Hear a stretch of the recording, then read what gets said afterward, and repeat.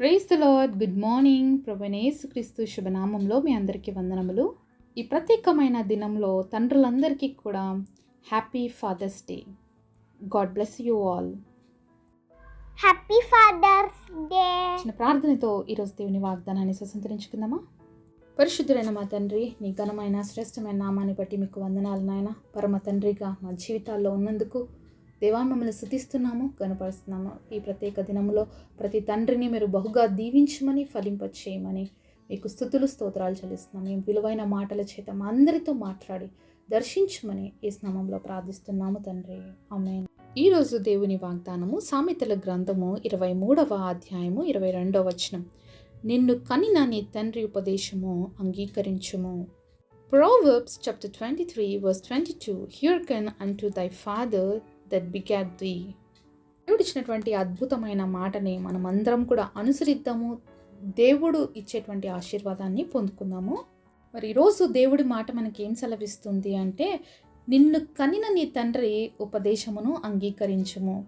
ఇక్కడ కొంచెము జాగ్రత్తగా మనం గమనిస్తే మరి ఒక విషయం అర్థమవుతుందండి. నిన్ను కనిన తండ్రి, మామూలుగా మనం చెప్తూ ఉంటాం తల్లి కనింది అని, కానీ ఇక్కడ మనం ఒక మాట చూస్తున్నాం, నిన్ను కన్నా నీ తండ్రి ఉపదేశమును వినుము అని.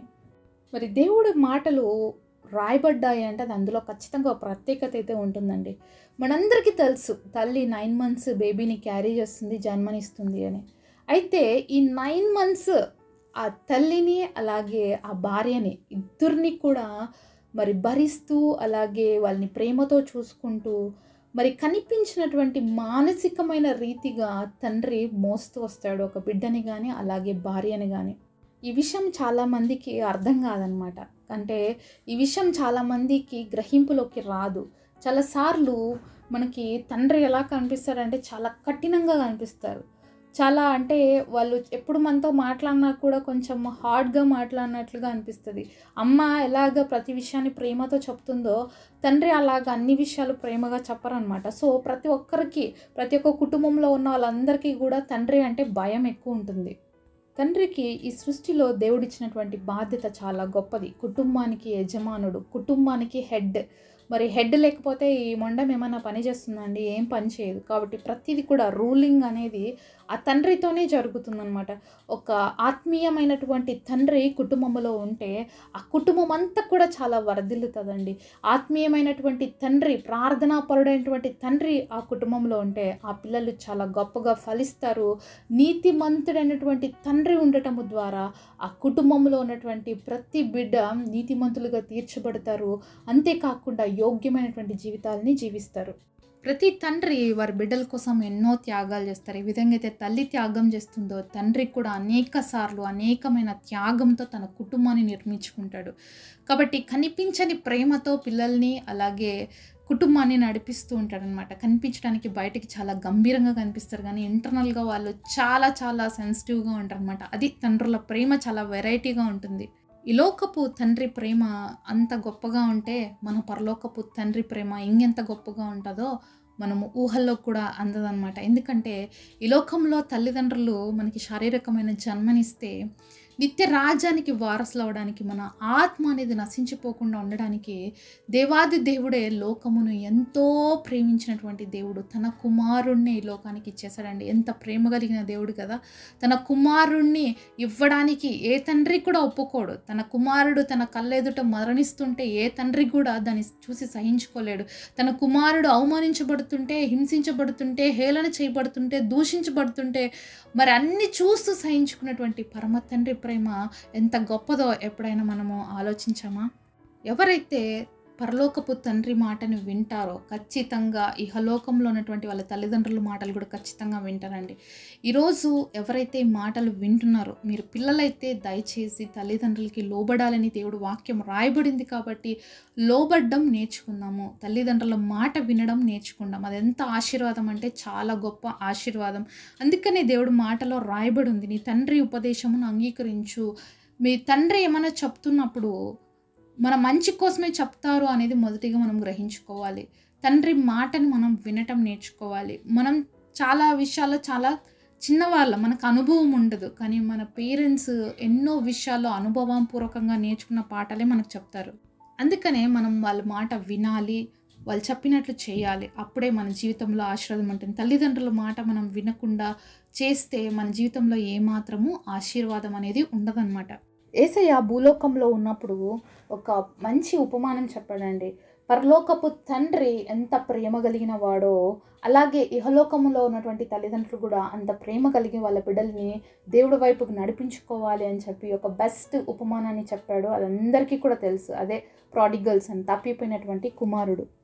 ఈ తప్పిపోయిన కుమారుడు స్టోరీస్ చాలాసార్లు విన్నాం మనం. చాలాసార్లు అందరికీ తెలుసు. సండే స్కూల్ నుంచి కూడా అందరూ వింటూనే ఉంటాం. అయితే ఇక్కడ ఈ తండ్రిలో ఉన్న ప్రత్యేకతని మనము చూడాలండి. మరి ఒక తండ్రి బ్రతికి ఉన్నప్పుడు ఏ తండ్రి అయినా కుమారుడికి ఆస్తి ఇస్తాడా అంటే ఎప్పుడు జరగదు. అది ఎవ్వరు ఇవ్వరు. ఎందుకు ఇవ్వాలి అంటారు. ఆ కుమారుడికి తండ్రి బతుకున్నప్పుడు ఆస్తి పైన ఏమాత్రం అధికారం ఉండదు. కానీ ఇక్కడ కుమారుడు అడిగినప్పుడు ఈ తండ్రి ఇచ్చేశాడు కొడుకుకి. అయితే ఆ కొడుకు ఇష్టానుసారంగా మరి వెళ్ళి ఇష్టానుసారంగా ఖర్చు పెట్టినాడు, వేస్ట్ చేసేసినాడు. అయినప్పటికీ కూడా ఆ తండ్రికి ఆ కుమారుడు పైన ఏమాత్రం కోపం లేదు. నా కుమారుడు ఎలా ఉన్నాడో, నా కుమారుడు ఎప్పుడు తిరిగి వస్తాడో అని ఎదురు చూస్తూనే ఉన్నాడండి. నిజానికి ఇది పరలోక సాదృశ్యమైనటువంటి ఉపమానం అండి. ఇదే యేసయ్య చేస్తున్నాడు. ఈరోజు మన ఇష్టానుసారంగా మనం జీవిస్తున్నాము. దేవుడు అనేక సార్లు విడిచిపెట్టి వెళ్ళిపోతున్నాము. అనేక సార్లు దేవుడు ఆశీర్వాదాలు తీసేసుకొని వెళ్ళిపోతున్నాము. దేవుడికి దూరం అయిపోతున్నాము. అయితే దేవుడు దినమెల్లా మన వైపు తన చేతులు చాచించుతున్నాడు. నా బిడ్డ తిరిగి నా దగ్గరికి రా. నువ్వు ఇలాగే ఉండిపోతే నీ జీవితంలో నష్టపోతావు. నా దగ్గరికి రా, నేను నీ జీవితాన్ని బాగు చేస్తానని ప్రతిరోజు ఆశతో నిలబడి చూస్తున్నాడు. అదేవిధంగా ఈ తప్పిపోయిన కుమారుడి స్టోరీలో కూడా ఇక్కడ తల్లి పాత్ర మనకు కనిపించదు. మేబీ తల్లి ఉందో లేదో కూడా మనకి తెలియదు. ఆ తండ్రి ఇద్దరు కుమారులను ఎంత జాగ్రత్తగా పెంచుకుంటున్నాడు, చూసుకుంటున్నాడు. అయితే చెడు స్నేహాలు పెట్టినటువంటి కుమారుడు తండ్రిని విడిచిపెట్టి వెళ్ళిపోయాడు. ఆ కుమారుడు కోసం ప్రతి క్షణము పరితాపిస్తూ ఉన్నాడు ఆ తండ్రి. సరే, మన లూకా సువార్త 15వ అధ్యాయం 20వ వచనంలో చూస్తే, వడింక దూరంగా ఉన్నప్పుడు తండ్రి వాని చూచి కనికరపడి పరిగెత్తి వాని మెడ మీద పడి ముద్దు పెట్టుకొనెను. సో ఇక్కడ తండ్రి ప్రేమను చూసినట్లయితే ఆ కుమారుడు ఎంతగా తప్పిపోయి చెడిపోయి పందులతో సహవాసం చేసి ఎంత కంపు కొడుతున్న జీవితంతో వెనక్కి వస్తే మరి దూరం నుంచే తండ్రి చూసి ఆ కుమారుడు మెడపైన పడి ముద్దు పెట్టుకున్నాడంటండి. ఎప్పుడైనా మన పిల్లలు గలీజ్గా ఉంటే కొన్నిసార్లు మనమే ఇష్టపడం ముద్దు పెట్టుకోవడానికి, దగ్గర తీసుకోవడానికి. అలాంటిది ఎన్నో రోజులు అయిపోయింది తండ్రిని విడిచిపెట్టి వెళ్ళిపోయి. ఎంత మరి అగ్లీగా ఆ బిడ్డ రిటర్న్ వచ్చినాడంటే, ఎంత గలీజ్గా పందుల మధ్యలో ఉండి వచ్చినటువంటి ఆ వ్యక్తి ఎంత కంపు కొడుతున్న స్థితిలో ఉన్నాడు. అయినప్పటికీ కూడా ఆ తండ్రి ప్రేమ మాత్రం ఆ కుమారుని మీద తగ్గలేదు. అతని మెడ మీద పడి ముద్దు పెట్టుకున్నాడు అని చూస్తాం. అలాగే మన పరమ తండ్రి అయిన దేవుడు కూడా మనం పాప జీవితంతో, రోత జీవితంతో ఉంటే ఆ పాపాన్ని ఆయన అసహించుకుంటాడు, కానీ ఆ పాపిని అసహించుకోడండి. దేవుడికి మనం అంటే చాలా ఇష్టం, కానీ మనలో ఉన్న పాపం అంటే ఆయనకి ఏమాత్రం సహించాడు. పాపం ఆయన ఏమాత్రం యాక్సెప్ట్ చేయడు, ఎందుకంటే ఆయన పరిశుద్ధుడైన దేవుడు. అయితే ఆ పాప రోత జీవితం నుంచి నన్ను విడిపించడానికి దేవుడు ఆశపడుతున్నాడు. ఈరోజు తప్పిపోయిన కుమారుని స్థితిలో మనం తిరిగి దేవుడి సన్నిధికి వచ్చినట్లయితే పరమ తండ్రిగా దేవుడు మనల్ని ప్రేమిస్తున్నాడు. ఇక్కడ తప్పిపోయిన కుమారుడు అనే పేరు ఎందుకు పడింది ఆ కుమారుడికి అంటే, తండ్రి ఉపదేశము వినకపోవడాన్ని బట్టి. తండ్రి ఆ బిడ్డకి ఎన్నిసార్లు చెప్పుంటాడు, వద్దు బాబు అలా వెళ్ళకూడదు నాన్న, తప్పు నాన్న అని ఎంత రిక్వెస్ట్ చేసినా కూడా ఆ పిల్లోడు వినలేదు. కాబట్టి తండ్రి ఆస్తి ఇవ్వడానికి రెడీ అయిపోయాడు. ఈరోజు ఈ వాక్యం విన్నటువంటి కుమారులు కానీ కుమార్తెలు కానీ తల్లిదండ్రుల మాటలు వినుకోకుండా మీ ఇష్టానుసారంగా మీరు ఏ డిసిషన్ అన్నది తీసుకోవాలని ఆశపడితే, ఇదిగో తప్పిపోయిన కుమారుని దేవుడు మన ముందు చూపిస్తున్నాడు. ఇలా నష్టపోకూడదు అనే దేవుడు మన తల్లిదండ్రులు మన కోసం ఉంచాడు. వాళ్ళ ఉపదేశం మనం వినాలి. తండ్రి ఉపదేశం చాలా కఠినంగా ఉంటుంది, కానీ అది మనకు ఆశీర్వాదం అని గ్రహించాలి. ఈరోజు తండ్రులు చేస్తున్నటువంటి త్యాగాన్ని ఒకసారి చూడండి.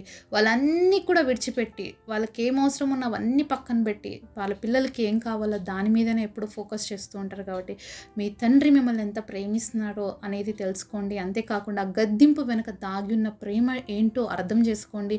తండ్రి మనసును నొప్పించద్దండి. తండ్రి మనసుని గాయపరచకుండా తండ్రి ప్రేమను పొందుకోవడానికి ఎప్పుడు మనము ఇష్టపడాలి. అలాగే మన తండ్రిని, మన తల్లిని మనం ప్రేమించాలి. అదే మనకి ఆశీర్వాదము.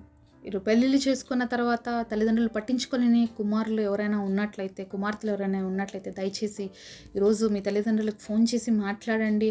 వాళ్ళని ఈరోజే కాదు ప్రతిరోజు మాట్లాడండి. ఏదో ఫాదర్స్ డే, మదర్స్ డే అని ఒక పెట్టారు తప్ప ప్రతిరోజు డేనే మనం తల్లిదండ్రులను ప్రేమించవలసిన వారుగా ఉన్నాం ఒక దేవుని బిడ్డలకు. కాబట్టి తల్లిదండ్రులను సన్మానిద్దాము, వాళ్ళ ఉపదేశంను పాటిద్దాము. ద్వారా వచ్చేటువంటి గొప్ప బ్లెస్సింగ్స్ని రిసీవ్ చేసుకుందాము. అలాగే మన పరమ తండ్రి అయినటువంటి దేవుడు ఏదైనా మనకి చెప్పాడు అంటే దాన్ని వినటం మనకి చాలా క్షేమం ఆశీర్వాదం. కాబట్టి దేవుడే చెప్తున్నాడు, మీ తండ్రి మాట మీ తల్లి మాట వినమని. కాబట్టి విందాము, దేవుడి చేత దీవించబడదాం. అట్టి కృప మనందరికీ దేవుడు దయచేయనుగాక. ప్రత్యేకంగా ఈ యొక్క ఫాదర్స్ డే మరి దేవుడు ప్రతి తండ్రిని బహుగా దీవించునుగాక. పరిశుద్ధులైన తండ్రి, నీ ఘనమైన శ్రేష్టమైన నామాన్ని బట్టి మీకు వందనాలు, కృతజ్ఞతాస్తుతులు చెల్లిస్తున్నాం తండ్రి. మాతో మాట్లాడిన ప్రతి మాట కొరకే వందనాలు తండ్రి. పరమ తండ్రిగా మీ మాట వినే కృపను, మీ ఉపదేశం అంగీకరించే మనసును మొదటిగా దయచేయండి తండ్రి. అలాగే మీరు ఏమైతే మాకు చెప్పారో ఆ మాటలన్నిటి ప్రకారం మేము జీవించి తల్లిదండ్రులు సన్మానించే వారిగా ఉపదేశం విని గొప్ప దీవెనకు కారకుగా ఉండడానికి మా అందరికీ కృపనివ్వమని, ప్రత్యేకంగా ఈరోజు తండ్రులందరినీ ఆశీర్వదించమని నజరేయుడైన యేసు నామములో ప్రార్థిస్తున్నాము తండ్రి. ఆమేన్.